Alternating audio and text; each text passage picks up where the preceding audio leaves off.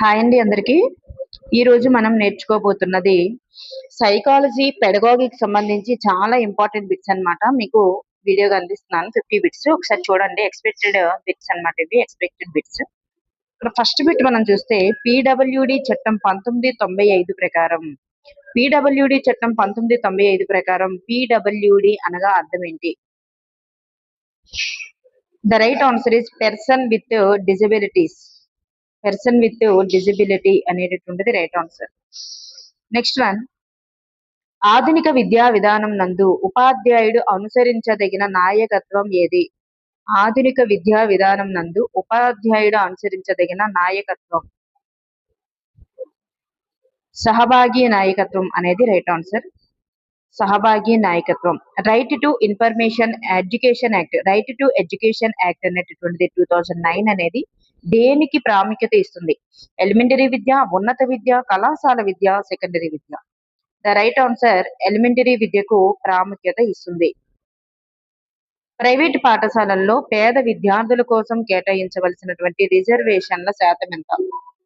Private పాఠశాలల్లో పేద విద్యార్థుల కోసం కేటాయించవలసిన రిజర్వేషన్ల శాతం 25%.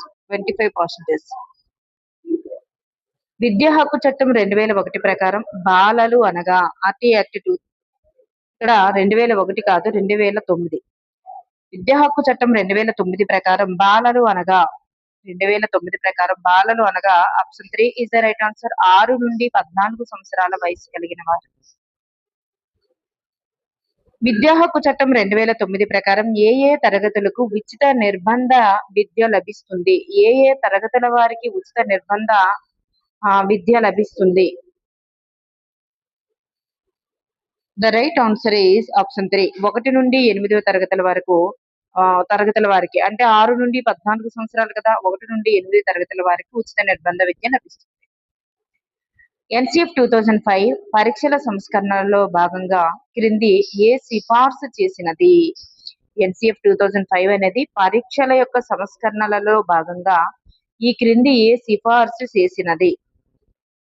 ఇక్కడ పైవన్నీ కూడా రైట్ ఆన్సర్ అండి. పైవన్నీ కూడా ఓపెన్ బుక్ పరీక్షలు, నిరంతర సమగ్ర మూల్యాంకనాన్ని, సామూహిక పని మూల్యాంకనాన్ని. ఓపెన్ బుక్ పరీక్షలు, నిరంతర సమగ్ర మూల్యాంకనం, సామూహిక పని మూల్యాంకనం. ఇవన్నీ కూడా right answer. Civilization and progress అనేటటువంటి వాక్యాన్ని ఎక్కడ నుండి తీసుకున్నారు? సివిలైజేషన్ అండ్ ప్రోగ్రెస్ అనేటటువంటి వాక్యాన్ని ఎక్కడ నుండి తీసుకున్నారు? గీతాంజలి, ఠాగూర్ గారు రచించినటువంటి గీతాంజలి నుంచి తీసుకున్నారు. ఎన్సిఎఫ్ 2005 చైర్పర్సన్ గా వ్యవహరించినది ఎవరు? ఎన్సిఎఫ్ 2005 చైర్పర్సన్ గా వ్యవహరించినది ఎవరు?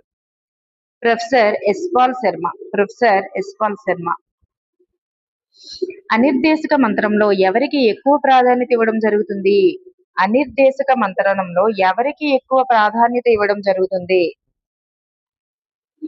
మంత్రణం కోసం వచ్చినటువంటి వ్యక్తికి, మంత్రణం కోసం వచ్చినటువంటి వ్యక్తికి ఎక్కువ ప్రాధాన్యత ఇవ్వడం జరుగుతుంది. ఎన్సిఎఫ్ 2005 ప్రకారం ఉపాధ్యాయుని యొక్క పాత్ర ఏమిటి? ఎన్సిఎఫ్ 2005 ప్రకారం ఉపాధ్యాయుని యొక్క పాత్ర ఏమిటి?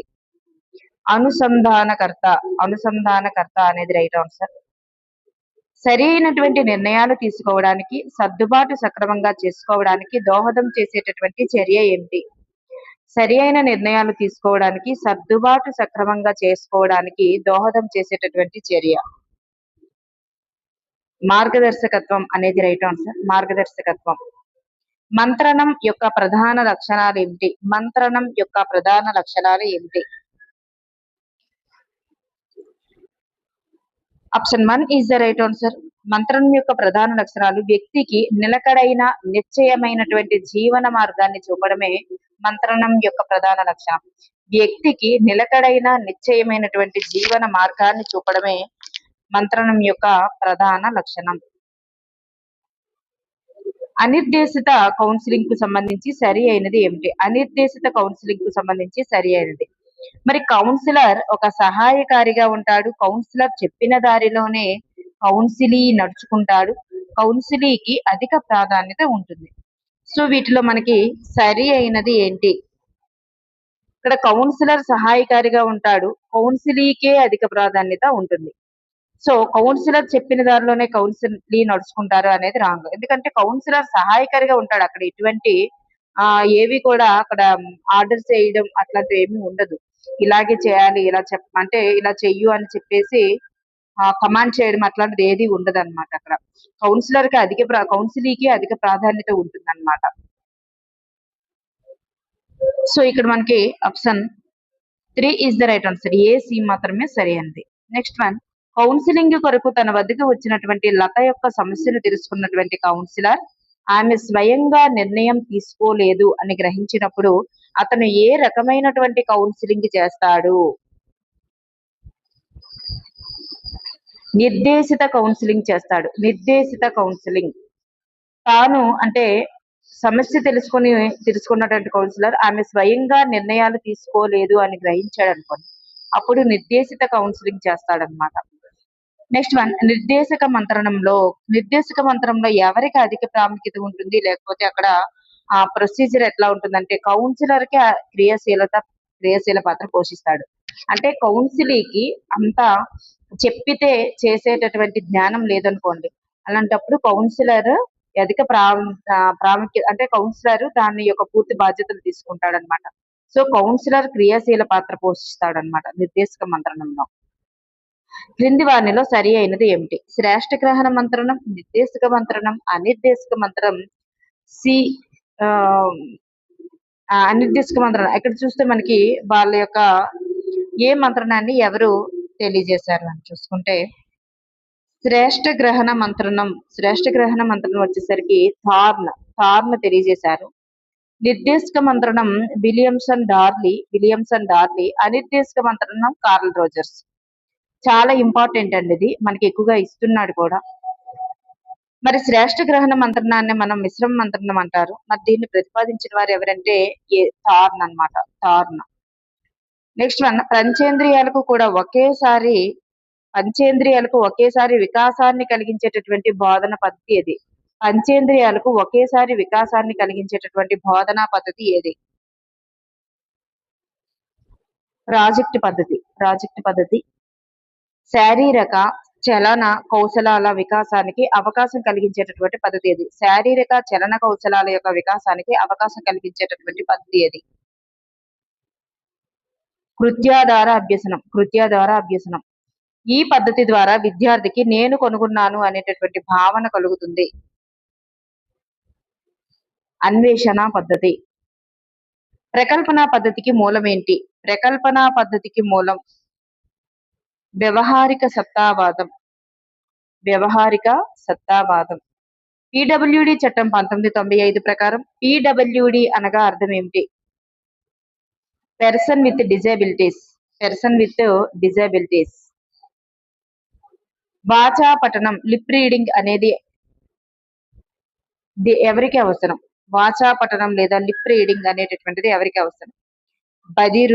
బధిరులకి అవసరం అన్నమాట. బధిరులు. బిఏకేటీలో పద్ధతిలో టీ అనగా అర్థం ఏమిటి? టాక్టైల్ కదా. టీ అంటే టాక్టైల్. సో బి అంటే విజువల్, టీ అంటే టాక్టైల్. మరి టాక్టైల్ అంటే స్పర్శ సంబంధమైన అని అర్థం. 40 నుండి 60 వినికిడి స్థాయి గలవారు ఏ వర్గానికి చెందుతారు? 40 నుండి 60 డెసిబిల్స్ వినికిడి స్థాయి కలవారు ఏ వర్గానికి చెందుతారు? మిత స్థాయి వర్గానికి చెందుతారు. 1784 సంవత్సరంలో ప్యారిస్ లో మొట్టమొదటి ఆంగ్ల పాఠశాలను స్థాపించిన వారు ఎవరు?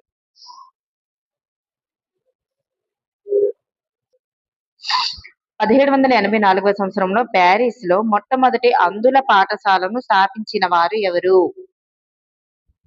సర్ వ్యాలంటైన్ హ్యూ అన్నమాట. Sir Valentine Hugh. నరేష్ కు మెదడులోని ఎక్స్ట్రా పిరమిడల్ ట్రాక్స్ దెబ్బతినడం వలన శరీర భాగాలలో నిరంతర అసంకల్పిత చలనాలు ఏర్పడుతున్నాయి. చూడండి, extra pyramidal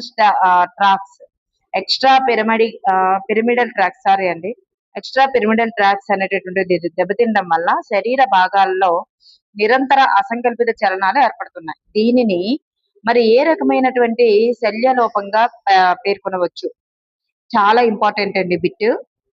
the right answer is athetosis. Athetosis అంటారు దీన్ని, ఎథిటోసిస్.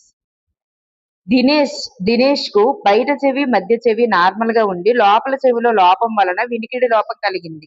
అయితే దీనిని ఏ రకమైనటువంటి వినికిడి లోపంగా పేర్కొనవచ్చు? సెన్సరీ న్యూరో వినికిడి లోపం. సెన్సరీ న్యూరో వినికిడి లోపం. 8వ తరగతి చదువుతున్నటువంటి గోవింద్కు అక్షరములన్నీ వచ్చినప్పటికీ కూడా పుస్తకం చూసి కూడా ఎన్నో తప్పులు చదువుతున్నాడు. సో అతనిలోని అభ్యసన వైకల్యం ఏమిటి? అతనిలోని అభ్యసన వైకల్యం ఏమిటి? డిస్లెక్సియా. పుస్తకం చూసి చదవలేకపోవడం డిస్లెక్సియా. కుర్జవైల్ యంత్రం ఈ క్రింది వారిలో ఎవరికి ఉపయోగకరంగా ఉంటుంది? కుర్జవైల్ యంత్రం ఈ క్రింది వారిలో ఎవరికి ఉపయోగకరంగా ఉంటుంది? దృష్టి వైకల్యం ఉన్నటువంటి కృష్ణకు. దృష్టి వైకల్యం ఉన్న వాళ్ళకి కుర్జవైల్ యంత్రం అనేటటువంటి దాన్ని ఉపయోగిస్తారు. నెక్స్ట్ వన్, రమేష్ అనేటటువంటి విద్యార్థి తరగతి గదిలో ఉపాధ్యాయుడు సంఖ్యలను చదవమనగా 69ను 96 గాను 57ను 75 గాను చదువుతున్నాడు. అయితే రమేష్ లో గల అభ్యసన వైకల్యం ఏ రకమైనది? ఇక్కడ చూస్తే మనకి మ్యాథ్స్ కి సంబంధించిన ఎటువంటివి చదవడంలో డిఫరెన్స్ ఉన్నా గానీ అది డిస్కాల్కులియా అవుతుంది అనమాట. గణిత సంబంధమైనవన్నీ కూడా డిస్కాల్కులియా అవుతుంది. 2009 విద్యా హక్కు చట్టం ప్రకారం విద్యార్థులకు సమకూర్చవలసినవి ఏమిటి? 2009 విద్యా హక్కు చట్టం ప్రకారం విద్యార్థులకు సమకూర్చవలసినవి ఏమిటి? సహాయక ఉపాధ్యాయుడు, విద్యార్థులు కోరిన ఉపాధ్యాయుడు, శిక్షణ పొందిన ఉపాధ్యాయుడు, ఎవరైనా అక్షరాస్యులు. ఇక్కడ ద రైట్ ఆన్సర్ ఈస్ శిక్షణ పొందిన ఉపాధ్యాయుడిని సమకూర్చాలి. శిక్షణ పొందిన ఉపాధ్యాయుడు. పాఠశాలలను చిన్న మోతాదు సమాజంగా పేర్కొన్నది ఎవరు? పాఠశాలలను చిన్న మోతాదు సమాజంగా పేర్కొన్నది ఎవరంటే John Dewey is the right answer. Next one, ఒక వ్యక్తి విజువల్ యాక్టివిటీ అనేది ఎంత ఉంటే అతడిని అంధుడు అంటారు? విజువల్ యాక్టివిటీ అనేది ఎంత ఉంటే అతడిని అంధుడు అంటారు? 20/200. 20/200. ప్రతిభావంతులైనటువంటి విద్యార్థులకు సాధారణ తరగతిలో అదనపు విద్యానుభవాలు కలిగించడం. ప్రతిభావంతులైనటువంటి విద్యార్థులకు సాధారణ పాఠశాలల్లో అదనపు విద్యా అనుభవాలను కలిగించడం అనేది అంటే ఏంటి? దానినే సమృద్ధిత్వం అంటారన్నమాట. ప్రతిభావంతులైన వాళ్ళని కూడా సాధారణ పాఠశాలల్లో చదివిస్తారు కానీ అదనపు విద్యానుభవాలు కలిగిస్తారు. నెక్స్ట్ వన్, ప్రజ్ఞాలబ్ధి 140 లేదా అంతకంటే ఎక్కువ ఉన్న వాళ్ళు ప్రతిభావంతులు అని తెలియజేసిన వారు ఎవరు? 140 లేదా అంతకంటే ఎక్కువ ఉన్నవారే ప్రతిభావంతులు అని తెలియజేసిన వారు టెర్మన్. స్కూల్ మేనేజ్మెంట్ కమిటీలో మహిళల యొక్క భాగస్వామ్యం ఎంత? స్కూల్ మేనేజ్మెంట్ కమిటీలో మహిళల యొక్క భాగస్వామ్యం 50%, సగం మంది అనమాట, 50%.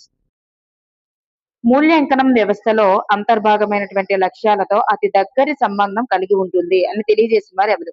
మూల్యాంకనం అనేది విద్యా వ్యవస్థలో అంతర్భాగమైనటువంటి లక్ష్యాలతో అతి దగ్గర సంబంధం కలిగి ఉంటుంది అని తెలియజేసిన వారు ఎవరు? కొఠారి కమిషన్. ఉచిత నిర్బంధ బాలల విద్యా హక్కు చట్టం 2009 యొక్క వర్తింపు ఏమిటి?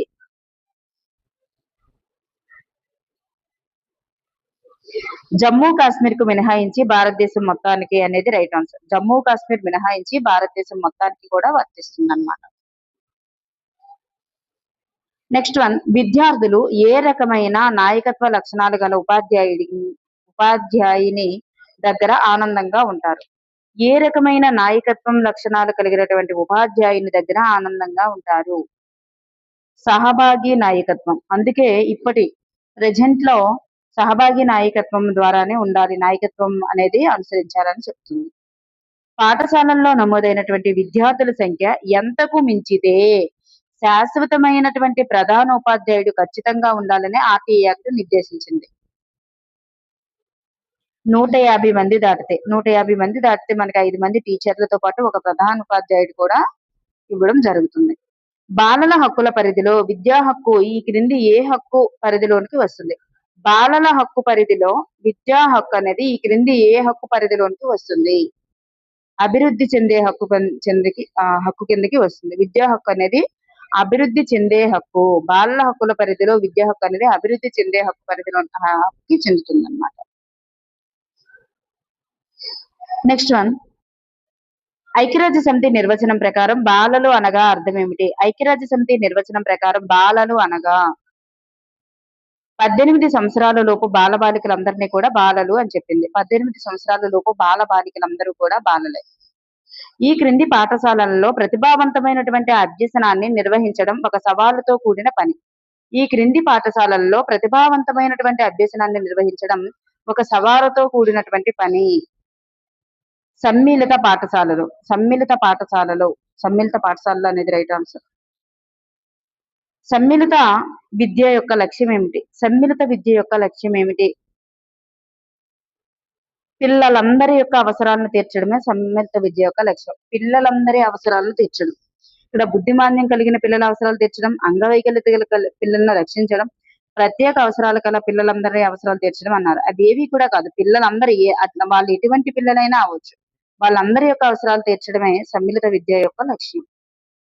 RTE 2009 ప్రకారం ప్రాథమిక స్థాయి పాఠశాల జనావాసాలకు ఎంత దూరంలో అందుబాటులో ఉండాలి?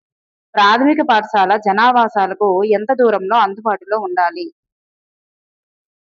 1 కిలోమీటర్. 1 కిలోమీటర్ దూరంలో అందుబాటులో ఉండాలి. 1 కిలోమీటర్ అనేది రైట్ ఆన్సర్.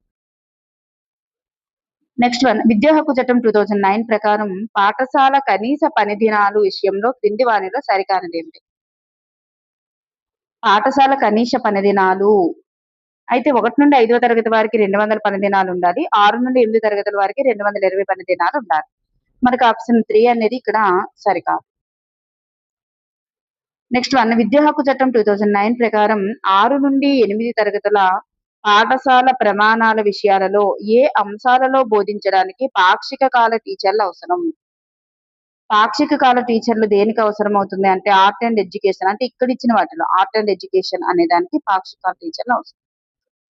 విద్యా హక్కు చట్టం 2009 ప్రకారం 6 నుండి 8వ తరగతి బోధించేటటువంటి ప్రతి టీచర్ కి కూడా వారానికి ఎన్ని గంటలు కేటాయించడం జరిగింది? వారానికి 45 గంటలు. వారానికి 45 గంటలు అనేది కేటాయించడం జరిగింది. విద్యా హక్కు చట్టం 2009 ప్రకారం 1 నుండి 5 తరగతులు గల పాఠశాలల్లో విద్యార్థుల సంఖ్య 150 పైబడి ఉన్నచో ఉండవలసినటువంటి టీచర్ల సంఖ్య ఎంత? విద్యా హక్కు చట్టం 2009 ప్రకారం 1 నుండి 5 తరగతులు గల పాఠశాలల్లో మరి విద్యార్థుల సంఖ్య 150 పైబడి ఉన్నచో ఉండవలసిన టీచర్ల సంఖ్య ఎంత? ఒక 5 టీచర్లు ఉంటారు ప్లస్ 1 హెచ్ఎం కూడా ఉంటారు. 5 టీచర్లు 1 హెచ్ఎం. NCF 2005 నాణ్యతా ప్రమాణాంశాలలో క్రింది వానిలో దేనికి అధిక ప్రాముఖ్యత ఇచ్చింది? దేనికి అధిక ప్రాముఖ్యత ఇచ్చింది? ఇక్కడ చూసుకున్నట్లయితే భౌతిక వనరులు, అర్హత, ఔత్సాహికత కలిగినటువంటి ఉపాధ్యాయులు, విద్యార్థి జ్ఞానార్జనకు తోడ్పడే అభ్యసన అనుభవాలు, విద్యార్థి అభ్యసన అనుభవాల రూపకల్పన మరియు పాఠ్య ప్రణాళిక సంస్కరణకు అధిక ప్రాముఖ్యత ఇచ్చిందన్నమాట. సో ఆప్షన్ 4 అనేది ఇక్కడ మనకి సరి అయినది. ఓకే అండి, థ్యాంక్ యూ ఫర్ ఎవరీవన్.